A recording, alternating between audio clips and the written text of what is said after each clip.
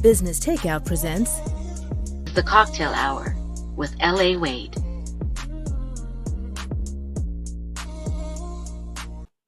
What's up, everybody? It's your girl. This is L.A. Wade, aka Cocktails with L.A., and we are here in the Cocktale Hour where we like to have intimate and sobering conversations. Now, the Cocktale Hour wouldn't be possible without the support of Business Takeout. Business Takeout is a not-for-profit organization that seeks to inspire Black wealth and Black entrepreneurship. And this is one of the ways in which they do that. Before I get to you, Tariq, because I'm really happy to have you here today, I'm just going to throw to Banky Designs. She sponsors the show, and we'll see what we can do with graphic design and all those other things that people need if you're in business. So take a look.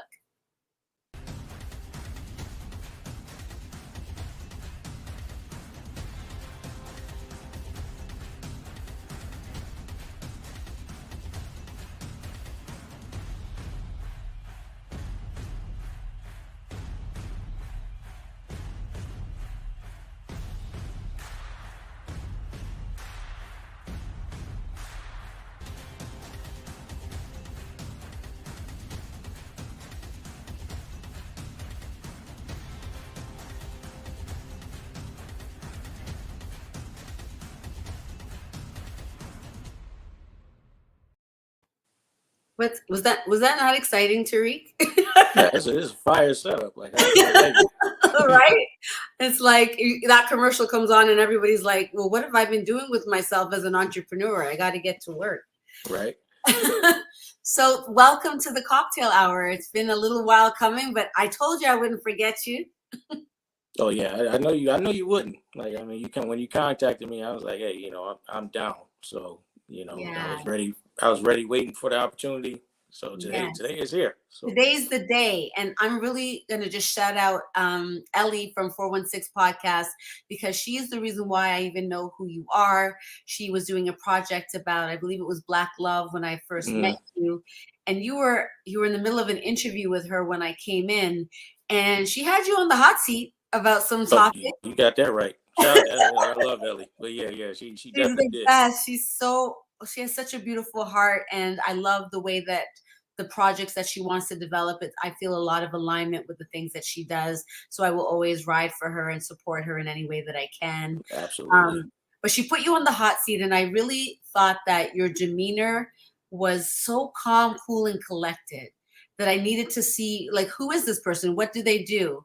And when I saw that you are an educator and a coach, it all kind of like made sense for me, because it's like you chose the correct path for yourself. Now, I don't want to say what your path is or if you feel like you're on it. That's what this conversation will hopefully reveal. So tell me, how did you get here? Is here the place you're trying to get? And what's coming after here if it's not? It's funny, like you said, like the path that I chose. Like, I feel like the path chose me. Really? Okay, tell me how. So, like, just to start, like, how I got into education, in college, like a lot of people, like, I didn't really know what I wanted to do. Like, I was hopping from different majors or whatever.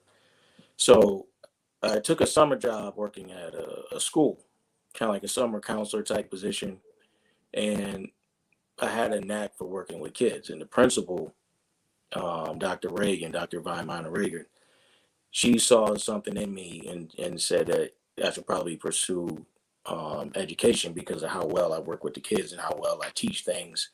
And she also knows, like, a shortage of Black male educators.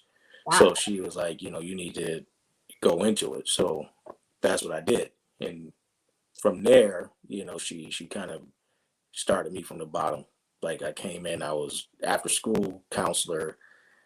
Then I moved up to, like, teaching assistant, substitute, and I finally became a teacher. So I taught grammar school for a while.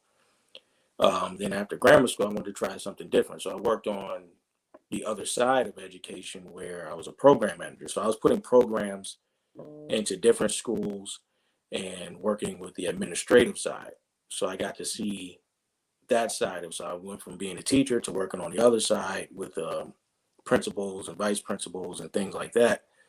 So I got to see both, right? And then, that gave me a certain type of experience where I saw how beneficial programming can be, but the company I was working for, I also saw how restricted you could be when you don't do it yourself. So you're bringing up a really interesting topic right there for me, and I didn't know this about you at all. Hmm. That those two sides of education, and it brings up for me the idea that education is also a business. And Yes. I think that from the programming side, you learned, it sounds like you learned that the most, and that you needed to be more entrepreneurial even within that aspect, even though you were working for an educational institution. Would that be correct? Right. Right. So what I realized is that the people I was working with, because they actually taught me a lot. They wanted to do a lot more things as far as programming and coming up with innovative ideas, but they were confined to the grants. So once you get a grant, whatever however it's written out, you gotta complete it the way they want it. So is this in regards to how solid prep So foundations prep came about? right, this was part of it because as years went back, I was still working in education. I went back to teaching, but then my brother and we grew up around basketball. So my father's a coach. So we've been with it since we were kids. So we know people. I mean, I've been around every level of basketball, from NBA players all the way down to young kids. Yeah. So yeah, and we started seeing, like, in our city, we had a lot of talented kids, and I mean, they gained awards, their first team on Western New York, and all this other stuff. And then after high school, it's like, where they at? They're not going to college. They're Really? not, being successful in other fields. So we're saying, what's going on? So we started realizing that they're missing a lot of social skills, they're missing a lot of things with academics, and we decided, like, hey, we gotta do something about it, because we know what it takes. Just being around basketball so much Yeah. and seeing all these levels, we know what it takes to get there. You So identify something so key in starting a business, which is recognize a problem and provide the solution. right, absolutely. So he was like, okay, so what's the best way to do it? So we decided to start a nonprofit. Now the nonprofit is based off of a program my father started when he was coaching high school basketball. Before he started coaching college basketball, he was coaching high school basketball, and Okay. he's pretty much regarded like a legend in the city. His name is Tariq Ansari. And I think you mentioned that he worked with somebody that's connected to the Toronto Raptors, or was Yeah, connected to the Toronto right, Raptors. right. So he started a camp called the Achieve Camp, where he took the best players in the city, and for a week they got SAT prep, so they can get the proper scores so they can go on to college, because Right. a lot of them were good enough to get scholarships. They also went with life skills, and then he brought in different coaches. So he might bring in Division I coaches from local colleges, like Niagara or St. Bonaventure, Canisius, UB, Yeah. University of Buffalo. And then he also will bring in, if he can bring in some pros, or he'll bring in one of the legends. He'll probably bring him every year. You guys can look him up. His name is Coach John McClintock. He's in the Basketball Hall of Fame. Wow. He broke a lot of racial barriers when it comes to basketball, and he's responsible for a lot of the way basketball is played now, today. Come on. Right. So you guys can look him up, Coach John McClintock. How did he do that? How was he influential in that way? So one of the stories is, when you look up like a secret basketball game, because back then, we're talking about segregation, white teams weren't allowed to play black teams. Okay. So down south, they had he had, it was like bragging rights up there. Everybody was saying his college team, was the best team around. And Okay. obviously the white team, they were saying, they're the best. Of But course. they couldn't play each other. So they decided to set up a secret game. Oh, an underground basketball An league. underground basketball game, and Coach McClintock team beat the brakes off them. So I think Pat Riley was on that team. I think they might have played Kentucky, if I'm not mistaken. That's crazy. So it was a secret game. Coach McClintock won. So that's just a little background on him. But when he was coming to help our camp, Right. my father's camp, I should say, I was a little kid. So he was also doing consulting work for the Toronto Raptors. Okay. So we would one thing my father did when a lot of people didn't know, Toronto Raptors used to have training camp here in Buffalo. So my father, knowing Coach John McClendon, he knew one of the players, Mark Jackson, that used to play for the Raptors. Yeah. So he would take me to the training camps, and we would, be around all the NBA players. We'd be around Vince Carter, all those guys, in like a really chill type setting. Just like it wouldn't feel like you starstruck. You just hanging out with them. That's dope. Yes. That's what felt for us too. Just so you know that in Toronto, when the Raptors came here, it felt like they were superstars, but they were more attainable than you would.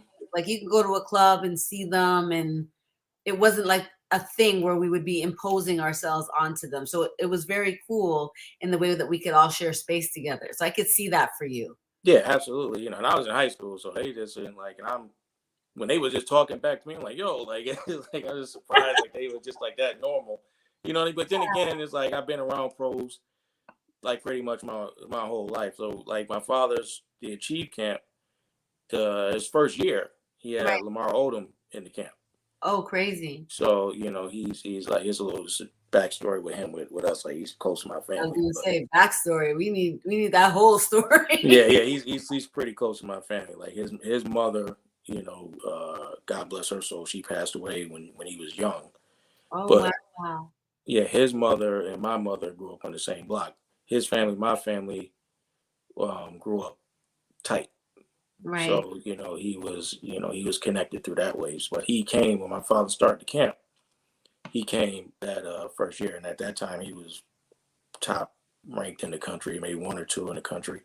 Wow. So does it still exist? No, so we're gonna fast. What had happened was right. So you're gonna fast forward. So after he started coaching college, he kind of stopped doing the camp. Okay. So what my brother and I did, we took a similar format and decided to make a nonprofit out of it because it was an academic life skills, athletic based program, and we started to aim it towards younger kids. Before they get to high school, and even we got high school kids now because when we started a few years ago, some of those kids are in high school now. Right.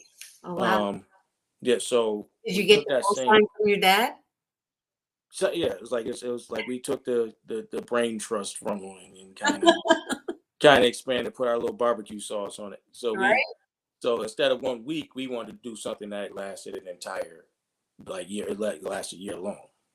So even with the camp, we started with a camp, but it wasn't for 1 week. Our camp lasted the whole summer. Oh wow, that's dope. So now. And what's your camp called? Just so you can plug it. Say it again. The name of your camp, so you can plug it. Does it still happen? We use Camp Achieve too, but just Solid Foundation Prep. Solid Foundation Prep is the name of your not-for-profit. Right, and then we also call it Camp Achieve, just like your dad did. Okay, that's really dope. I just want to take this moment to pause for a second and talk about not-for-profits because this is an entrepreneurial platform. We want to inspire Black wealth and Black entrepreneurship, and that there is ways to run a not-for-profit, not obviously not-for-profit, but as a business. And so what I want to understand is in the US, what is it like to construct a not-for-profit? Do you have like a board of directors? How do you govern yourselves? How you go for grants the way that we would here? How does it work? Yes. So I'm glad you asked that because I know a lot of people have ideas and they want to start non-for-profits. It's easy, but it's not easy. Okay, tell me. So the first thing my brother and I did, obviously we came up with the concept. So we knew what we wanted to do. We had some type of background in it. We have specialties in it. We deal with kids. We work with kids. My brother coaches basketball too, even though he's in banking for his normal job. But we also knew that it can't just be us two. Right. If I'm just giving people advice right now, if you think you're gonna go about doing a nonprofit by yourself, it ain't gonna happen. Right. It's not going, because you're gonna need a strong support system. You're gonna need a strong circle to get it done. What kinds of things do people need to consider in constructing it? You need to What's the team so made up of? so the team that you're going to need to have, you're going to first of all, you got to get like-minded people. You're going to have people that have the same vision as you, but you're also going to need people that bring different specialties to the table. So my brother and I, even though we both coach basketball, he's way better with financial stuff, banking, paperwork, all that stuff. He's way better than that ain't my thing. Right. I know that. Me, I know I bring the educational background, the programming, since I've worked with nonprofits, I worked in nonprofits. So I know I have a background in that and knowing what works and what doesn't work, especially with the youth, because I've dealt with pretty much every school in the area somehow.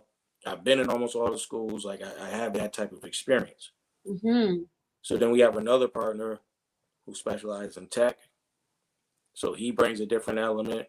Then we have another partner. He comes in like he's straight up, like he's like a pit bull. You want to get something done, like he's the one. And he definitely has a way of talking to the kids and getting people involved and getting the parents involved. Like he's awesome.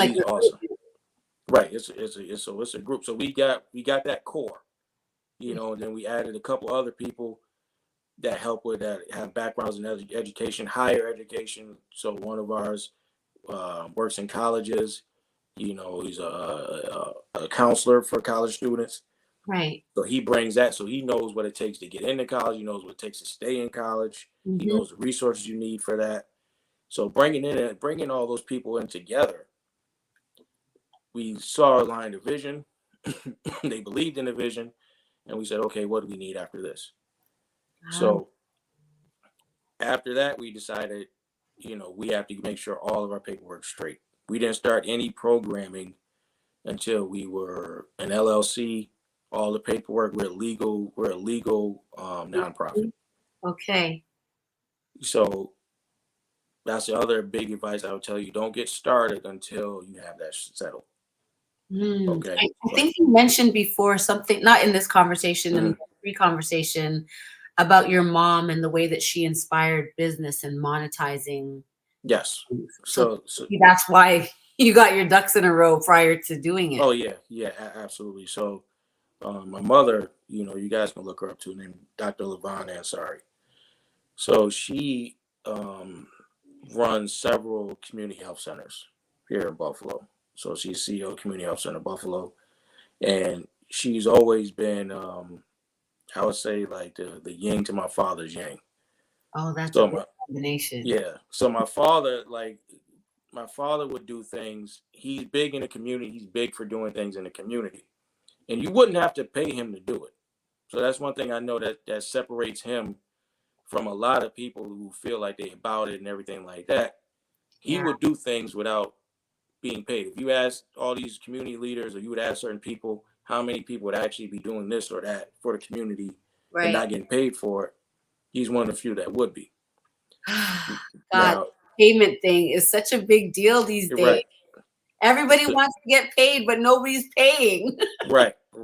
So, and that's the thing. My father just has the idea and the concept of, you're doing things right and helping people is what makes you of the best people. Yeah.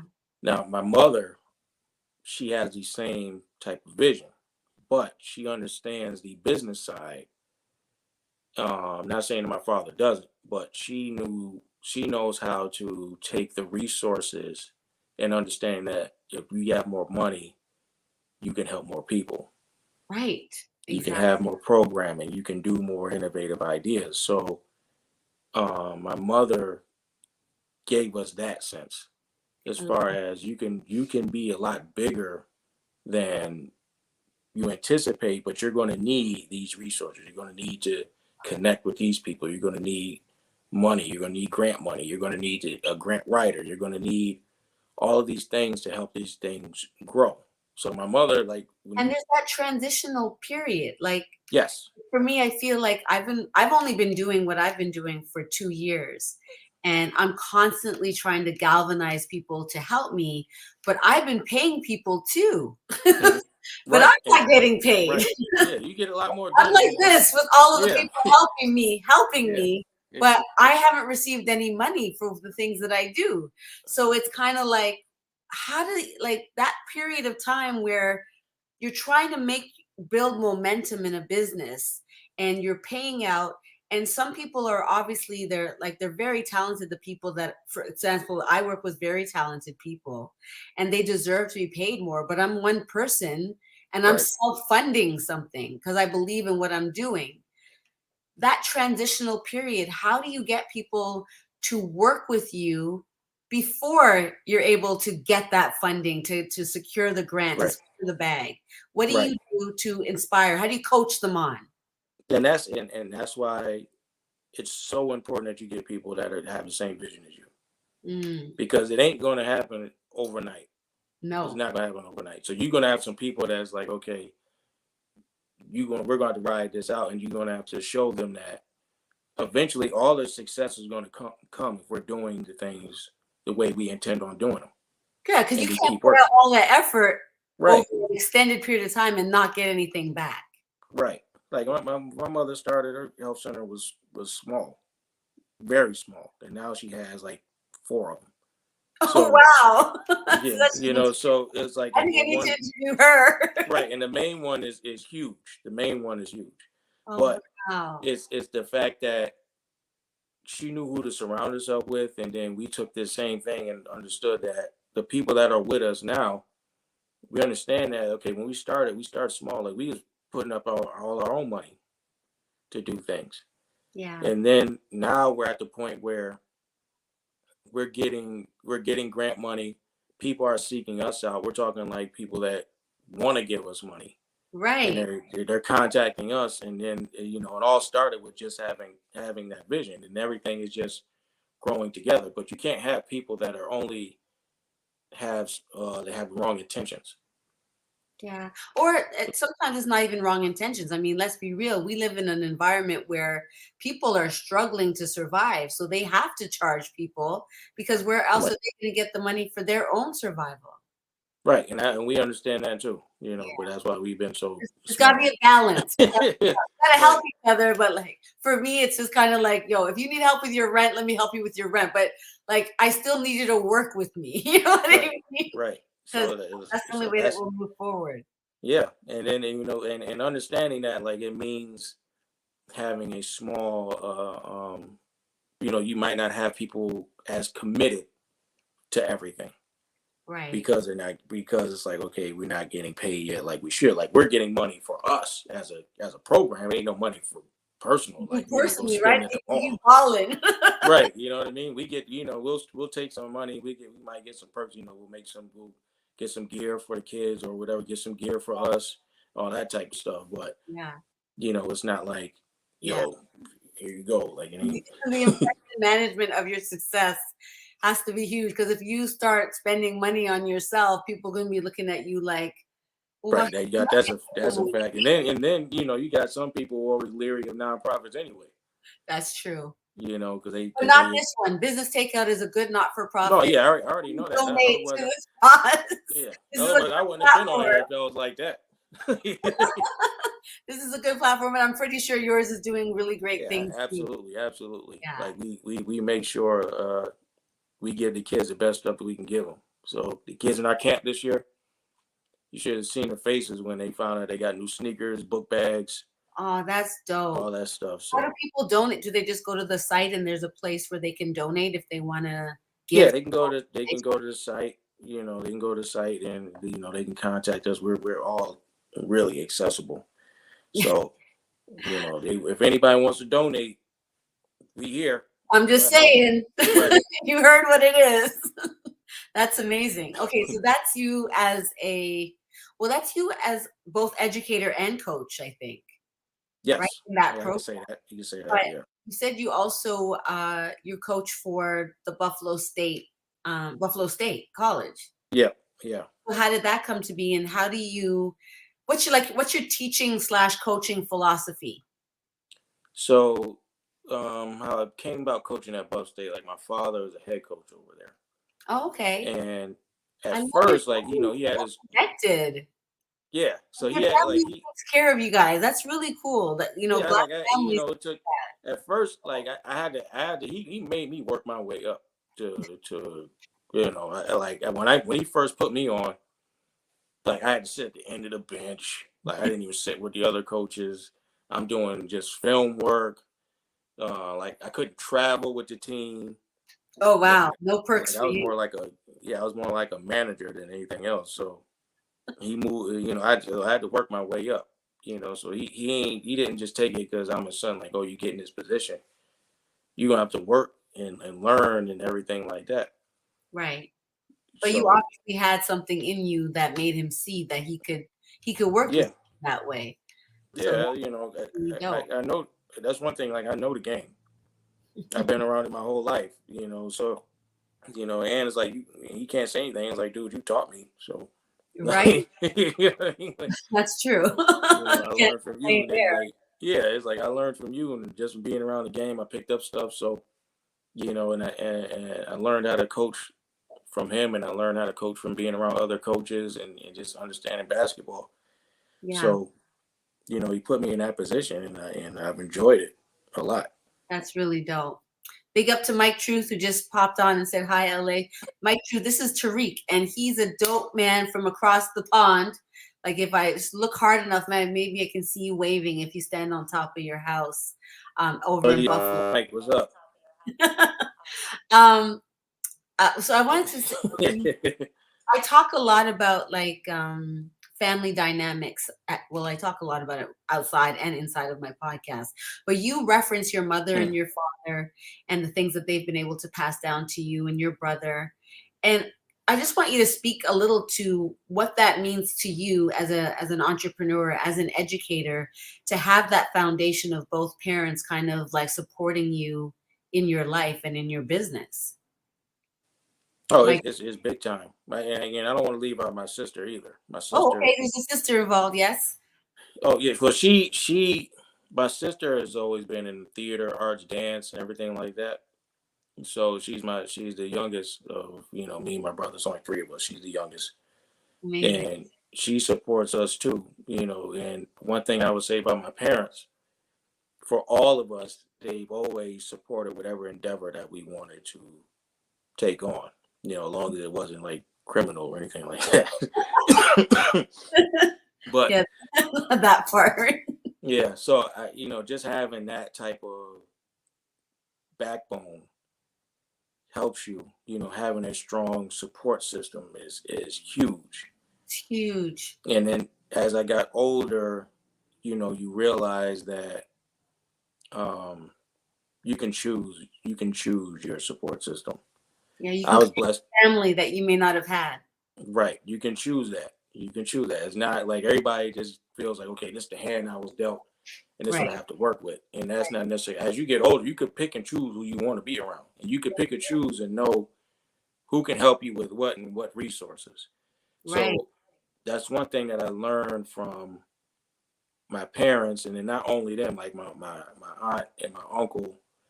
They've also been huge in my support system. But they all taught me that you don't necessarily have to rely on them. There are other places and other people that you can know that will give you those Yeah. type of resources. Yeah. So like even how I got an education, that was a hookup through my aunt.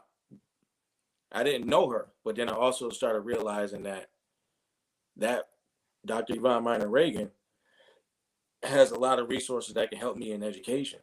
Right. So I learned to use that. Now she's part of my support system. So my parents understanding that even if they can't help you with everything, Yeah. they can point you in a direction, and then you can start building another. You can start building your support system that's even bigger. Right. And I I love. don't think we would. My siblings and I wouldn't be where we are um, without them, and without them giving us that vision that you can use your resources. Because I'll say one more thing. I don't want to feel like I'm rambling, but because of my family's reputation here in the city, you kind of grow up in a microscope. Yeah. So my parents were pretty well known in the city. My aunt was pretty well known in the city. She was actually the president of Buffalo State College at one point. Oh, wow. And then she moved on to a bigger job down in Washington, D.C., and she became, in a nutshell, the president of all the college presidents. Jeez. Right. So I like to play this game with people called Word. I'll either ask you to finish a sentence or I'll drop a word, but the word that just keeps coming up as you're talking about your family is purpose and intention, actually. And so I wonder, what's the difference between living on purpose and living with intention, or the way that you've seen it played out in your life and in your career, business career? Well, I would say, and that's the other thing they taught me, everything starts with your intentions. Yeah. So your intentions help you figure out the purpose. So you have to sit back and think to yourself, why are you doing this? So I had to sit back and think to myself at one point, because growing up under a microscope, you kind of, your name is associated with your parents and your other family so much, you want to do things on your own and try to make your own name. Exactly. And it's just like, as I got older, I started realizing, I'm doing things with the intent of just making my own name instead of trying to do the right thing and try to do things that really make me happy. So understanding my intention, once I started thinking about why am I doing these things? What's my intention behind it? It started helping me figure out my purpose a little more. I love this. So once I started figuring out the intent behind things and what I really wanted to do, directions became a lot clearer. It wasn't scattered. It was, you know what you want to do. It was kind of tunnel in. I just want to give a shout out to Iman. Nice to have you here today. You're welcome. I don't know why you're thanking me, but you're welcome. Oh, and Mike Truth is saying, peace, brother man. Peace, Mike. Peace, Mike. Yes. Okay, finish this sentence. One of my most transformative moments in business was, or is? Oh, man. One of my transformative moments is, I would say, starting the camp. Starting the camp was the most transformative. Yes, because that let me know we can really do this. Yeah, there's something about finishing something that you begin. Right. And it was actually is the beginning. Right. And it was successful. So that was a big thing. Like, the parents loved it, the kids loved it. I'm like, okay, so our vision works. Yeah. Our ideas work, because we were trying to be innovative and do things that everybody isn't doing, but we know that they'll need. So once that success came, it was like, okay, we can do this. And was there ever a time where something didn't work and you went back and had to pivot? What was it, and what redirection had to take place because of it? Oh yeah, I have a bunch of those. Well, I think it's important because I got a bunch of those. People might see you and think, oh, he's got a 2-family household. Everybody was doing something in the industry. They might think that it's easy, but I tell you that no matter how it looks, the struggle is real. Yeah, straight. Hell yeah. I got stuck doing. Especially as a matter of fact, I'll just take it to college. It was so many times I messed up trying to figure out what I want to do. Really? Yeah, I'm jumping from major to major. I'm like, maybe I want to do economics, maybe I want to do business, maybe I want to do this, maybe I want to do that. And it's just failing over and over again. And it's just and understanding is I'm failing because none of this stuff is for me. I don't have as much interest as I thought. You know what I mean? Because now it's I'm going into attention all right, what makes the most money? What makes the most money? That's our first approach, right? Yeah, and I'm instead of thinking okay, what would I enjoy doing? So is that the first question that you ask yourself? How you decided to narrow it down? What do you enjoy doing? Yeah, because I think I'm a big person as far as being happy. You want to be happy. You want to be happy. So you could get a lot of people that make a whole lot of money doing jobs that they hate, and they're usually miserable. Right. If I'm making less money doing things that I love, and it doesn't feel like you're working. Mm. So, it's a big thing. That's why I say intentions are big. So if you try to get into a job just because of how much it pays, then it usually doesn't work out for you. Because that's one thing. That's one job I did do before, was a job counselor, where I was working with kids. Mm-hmm. I was job counseling. I would hook them up with jobs or help them find jobs. I always tell them, like, look, stop looking at how much you get paid an hour, because you'll be back in my office next week Yeah. after you quit. And that's normally what happened, because they just looking at the paycheck and Yeah. how much they get paid, instead of like, oh, is this something that you would really like doing? Right. Is there some longevity to this? Right. I feel like we more and more money is over everything. And I don't know. I think it's just messing things up. But you have to survive. So I don't know, really have a solution to Yeah, that. It's definitely a frustration. yeah, it's tough. It's tough because like you say, like, people gotta survive, people gotta make money. But at the same time, you can also pursue the things that you want to pursue, and still, like, if you need money, you can do a job temporary while you're still looking for the thing that you want to do. Right. I think You that's know, important too. And to know when it's time to like focus in and mhm, zero in on what you're doing. right? But are you a spiritually based person? Is that what helps to guide you? Because you seem very level headed. And Yeah. I'm not just saying that from this conversation. That's what initially I saw when you were on the hot seat with Ellie from 416 Podcast. I was Oh like, yeah, that burning seat. no. Yeah. So I just wonder. Yeah, I wonder about that. Yeah, absolutely. And I'm not perfect at all. Like, I mess up a lot, but Most of us. right. But having and it doesn't matter what religion you are, No. your spirit, your energy, like that matters. So, understanding that, and that's why I'm always so big on intentions, because intentions are, like, to me, are connected directly to your spirit. Mm. So if you got the That's right, deep right there. Hold on. Let's let that one breathe a little bit. I feel like I needed a drink for that one because it needed to air out. Did you just say that your intentions is required with your spirit? How did you yeah, say it's like, to me, that? the intentions are always, like, they're directly connected to me. Wow. So when you think about it this way, like, because a lot of people, even if you're not a religious or spiritual person, you can look at it energy wise. So your energy, with your intentions, your intentions are going to be the energy that you bring towards something. So if you have the wrong intentions on something, that's the energy you're going to bring, and eventually your intentions are going to come out, Yeah. and things don't work. Like, how many times, like, you wanted to mess with a person, or but you didn't like them like that. Right.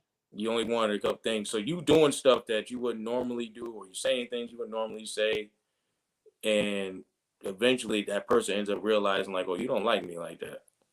Right. You know what I mean? Because your intentions are wrong, or you just trying to get something out of people, or whatever the case may be. That's the energy you brought, Hmm. and that's why I say your intentions are connected directly to your spirit, because that's what you're going to bring to it. Whatever it is you're going to do, that's what you're going to bring to it. So Oh, that's the one of the deepest things I've heard, and I'm going to be meditating on that one for a while. That is some deep shit right there. I love that. Yeah, thank you for that. That was really good. I'm going to jump into a quote that I read from you. mm, I don't know if you know that you had this quote. It said, "You can pursue what you want to do without sacrificing things you love." yep. Did you know that you said that? I mean, I think we might have said in a conversation. I don't think it was like, Well, I'm quoting you. I didn't say it. yeah, I didn't write You it down said it. anywhere, but it's true, because I think that, um like, I'll use me for an example. There's a lot of things I love doing. So outside of working with kids and being an educator, I love basketball. I love music. I love video games. Like, I love all those things. Right. And I never necessarily had to stop having any type of involvement or trying to do things with it. So part of the things that we learned about having a nonprofit, we can create programming based off of the stuff that we enjoy. Oh, that's dope. So getting kids, like, because we use sports as kind of like a hook, but there are other things that can hook kids in. So we understand, like, kids like tech, kids are into gaming, Yeah. kids are into art, because that's another thing that I love doing. Kids are into music. So you can use all those things to help bring them in. And I realized that even as an adult, you can still be connected to all of those things. You don't have to just sacrifice everything you love for a job. You can still find time to do it, because some people just like, well, I got to work all these hours, and it's like if you don't take time out for yourself, and you don't take time out to do things that make you happy, like, you're gonna go crazy. You can be miserable. Right. Like, No, nobody wants to be. I feel that. I'm going to ask you, as an educator, I wish, so fill in the blank. As an educator, I wish. As an educator, I wish that the school format, especially for Black people, changes. So you can ask some of my friends, my partners, I would say for at least 4 or 5 years now, I've said the format of school is going to end up eventually changing. And I think the best way to be educated is to bring different elements to school. So one thing that isn't taught in schools is, like, they don't get taught a lot of life skills. Right. I don't think critical thinking is taught enough. Definitely don't talk about money. No, right. They don't talk about money. They don't talk about pursuing their interests. And me, working in schools, especially inner city schools, and work with inner city students. Right now, like, I teach GED classes, so I work with a lot of young adults. My students are mainly 17 to like 21 years old. And it still feels like you working with sometimes 12, 13, 14-year-olds. Trust me. I know. Yeah. Yeah, you already know. So, but it's like you're realizing how far behind they are because there was so many things that they weren't taught. Right. It was just like they weren't taught how to handle themselves in public. They weren't taught how to handle themselves in meetings. They weren't taught how to pursue their interests. They weren't taught it. Like, I mean, they don't even research things. They got all the access to all information in their pocket, and they don't know how to do that. I wonder what you think about this. And shout out to AAW, who's saying cool, calm, and collected, best way to roll in pressure. He's clearly talking about you. I'm still working on it. I'm still working on it. But back to what you were just saying, the word that comes up for me, and is actually one of the words I had for you, is prioritizing.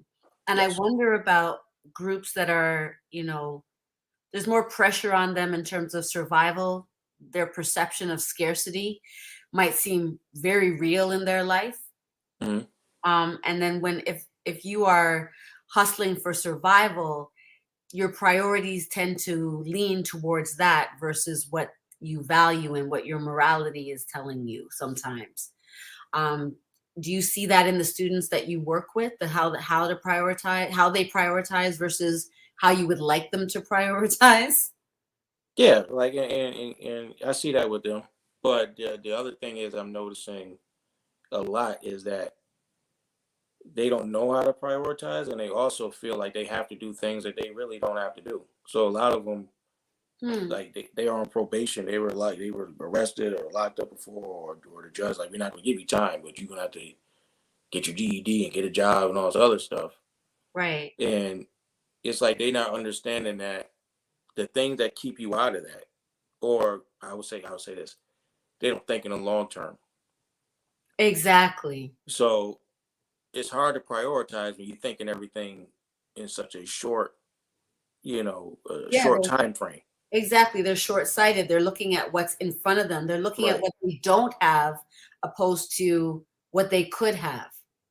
Right. So it's like you can't, and the other thing is, like, and I understand, like, they have more around them than they try to let on. I was like, you can't be coming to my class with Jordans on your feet and acting like you ain't got nothing. So You know, you go. So it's like you can prioritize and take things like this more seriously, but you just don't have any vision or any goals for yourself.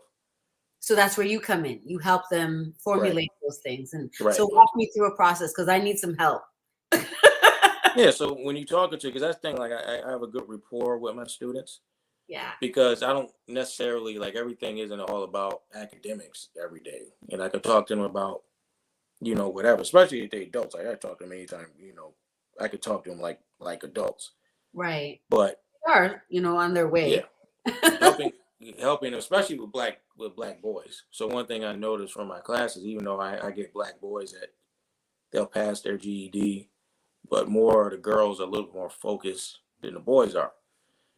But the girls, they seem to be a little bit more responsible and a little bit more, I want this. They have more goals. The boys are still, I think they're a little less mature. So for them, as long as I'm getting the shorts, you know, whatever it is I kind of want right now, I'm good.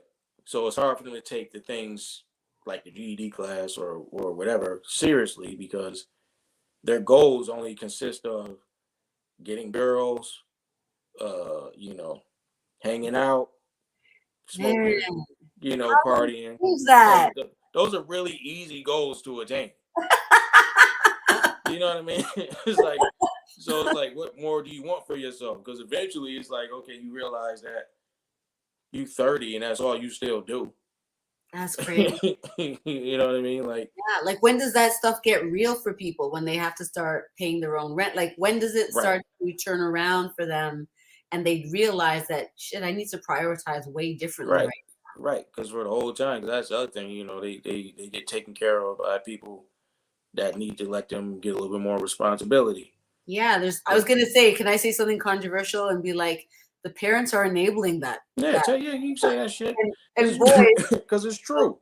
yeah, the boys are being pampered. Like these moms, I'm sorry, you have your sons. You need to give them a little bit more tough love. Yeah, So it's you like don't rely on women like you to take care of them. right. It's like you do it. Like you 19, you come in here with Jordans on, and I know you don't have a job. So who buying it? It's like it's your mother or your girlfriend or somebody buying it for you. Like when you gonna start trying to do things and getting things for yourself? So But what is that internal value though? Like how do we create an intrinsic value towards doing the right thing? well, the thing is, that's why I want to start. That's why when we start the program, we want to start young because it's. I don't think anybody has a clear answer to that. Yeah. But starting them off young and helping them go after their goals or even making goals or realizing like, hey, you have interests that you can go after. So Mm. we were working with a school and they gave us like some of their worst kids. Like here you go, you take them. Right. You know, it's like they need mentors, they need life skills. Like we just gonna take time out of the week, just sit them there with you. So I was like, I asked them like the first session, what is it that you want to do? And they all gave me them bullshit generic answers that I knew. I was like a football player, a basketball player, you know. I was like, man, I'm like, dude, you're not a ball player. I can tell. What is it do you really want to do? So I had to figure out a way to bring it out of them. So I made them watch a video that was on Hulu. It escapes me right now. But anyway, it was about this kid, this black student in LA. And he was into technology. So he ended up meeting this guy at Google at the library. The guy at Google helped him end up getting intern. And he also ended up meeting Nipsey Hussle. Crazy. Sitting at a Starbucks, he's on his laptop trying to do a music program. Nipsey Hussle, being into technology and music, he's looking like, I've never seen anything like that. And he asked the young man, like, you know, what are you doing? Right. And then Nipsey Hussle ended up helping him meet some other people or whatever and got him involved in, you know, a little higher up with tech. After the kids saw that, Right. then they stopped feeling the shame of their interests. Because I would say one thing that we got to stop doing in the black community is thinking everybody's interest is corny. Is that what we do? Right. So if you ain't rapping or doing music or playing the sport, kids are afraid to be like, well, I want to be a gamer. Right. Okay, you can do that. One of the kids was like, okay, I want to write scripts. Okay, we can help you with that. Sure. I want to film movies. We can help you with that. I want to design clothes. I want to get into fashion. We can help you with that. And these are some of the worst kids in the school. Wow. But the thing is, nobody ever talked to them and say, hey, we can help you figure out there's no shame here in what you really like doing. Right. So yeah, that's big. Right. So I think that one of the things that I can think help with the solution especially with students, young Black boys and girls, Yeah. is investing in their interests early and telling them you can pursue whatever it is that you want to do. We can help you point the right. I might not know everything about tech, but I know somebody who does. I might not know everything about fashion. I know somebody who does. If you want to dance in theater, get into acting, I know somebody who can help you with that. Right. So helping them, I would say helping them have goals motivates them to do other things more. Yeah. And I love that your organization seems to really take the idea of a dream and make it more of a practical goal. Yeah. You can set goals towards your dreams. Yeah. And That's why we put it in the acronym. Oh, SOLID stands for, student opportunities, living intelligent dreams. So, okay. we try to, that's the thing that we do. Even though we started with basketball, we've grown into, tech and other things. So, Which is really important because, our youth, we need a big net to capture them in a sense, and keep them in a safe place where we'll work with them to set them free so that they can continue on what needs to be done in this world. mhm. What strikes me about you is you seem very humble. There's a lot of humility in there. And I wonder about that relationship with humility and such a sport like basketball is so ego driven. How do you balance, how do you bring out the beast while also remaining humble? um, I mean, I've always been that. I think I've always been that way. I've always been laid back, and then also understanding it's like for me, it's like I've always wanted to do more, or I'm not at the level that I feel like I should be on yet. So that alone keeps me humble because it's like, okay, yeah, the people, your parents have done this, but you haven't done Oh, anything close to them. You know what I mean? Or your brother did this and you haven't done anything like that. Your sister did this, and you still haven't done everything that you wanted to do. but you are So, doing something. oh And yeah. yeah, So it's like it's things that I can brag about, but it feels like I'm still not satisfied. you're So not. keeping right, so that helps keep me grounded, and also understanding that what is it to brag for? It's no end to the work. Yeah, that You idea know, of dying empty is such a big deal for me. I learned this concept, and ever since I heard those words, it's kind of like that's how I want to live my life, serving. But sometimes it makes it so hard when you are not, I want to get remunerated for the things that I do too. But when mm. you're so busy building other people, sometimes you get overlooked for things. And, you know, that fear, what do you tell your students in regards to how to overcome fear? Because it's a very real thing for people when that's what they are trying to overcome in order to be successful. Yeah, besides stop being a punk. No, I'm just joking.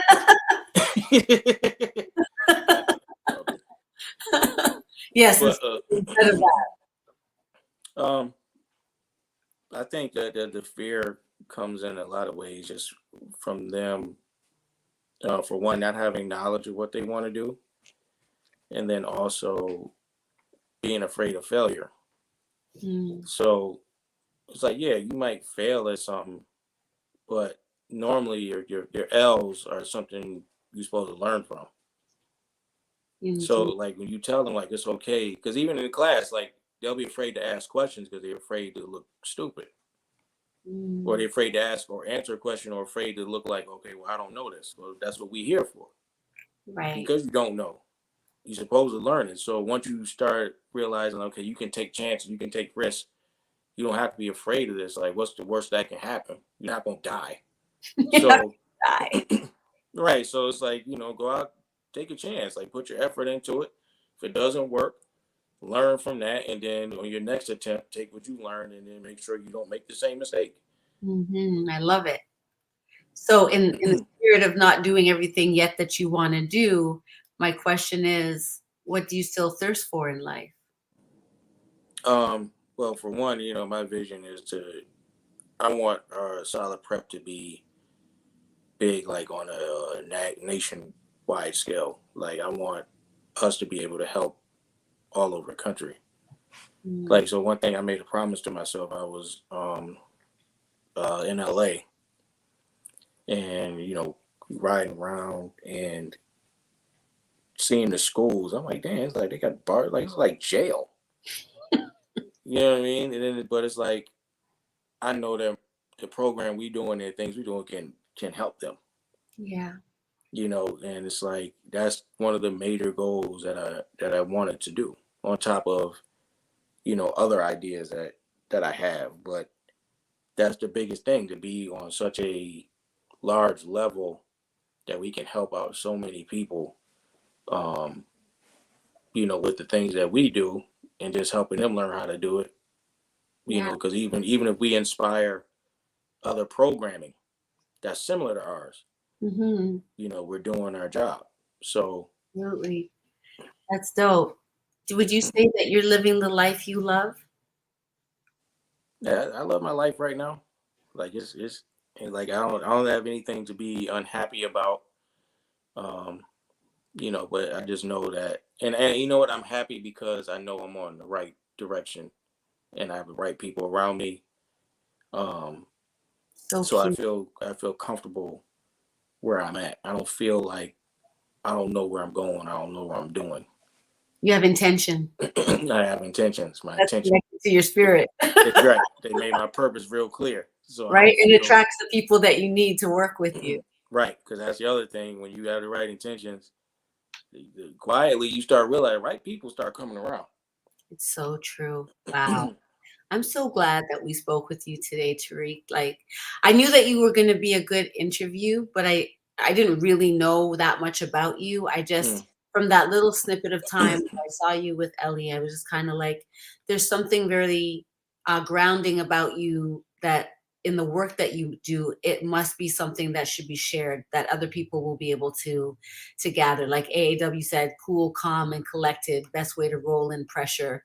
And yep. it sounds like it's the best way for you in how you roll in your life. And I think that's dope that you were able to share that with our viewers today. Where can people reach you? What's next for you? Uh, you can my handle on all my social media is pretty much the same, Tariq, Tariq 8442. Hmm. You can find me on Instagram. Mainly like I'll post stuff on TikTok. Um, All these Facebook. messages. You give out these messages, these like ones to grow on type conversations. Yeah, and that was just something like that started with me just having stuff to say, and learning, like, because most of my messages came from things I'd have messed up.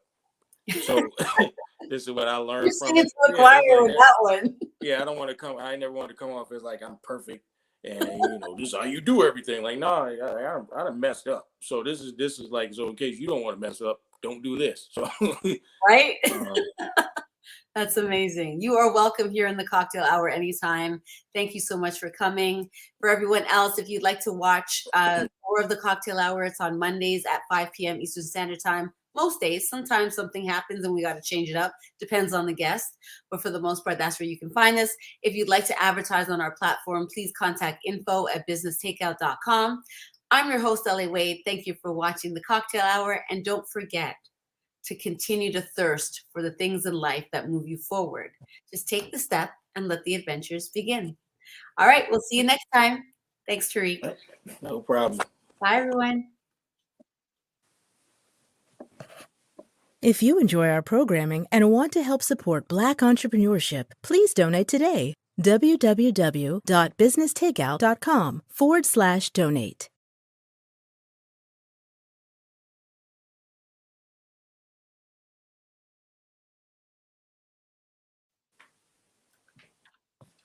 Dude, man.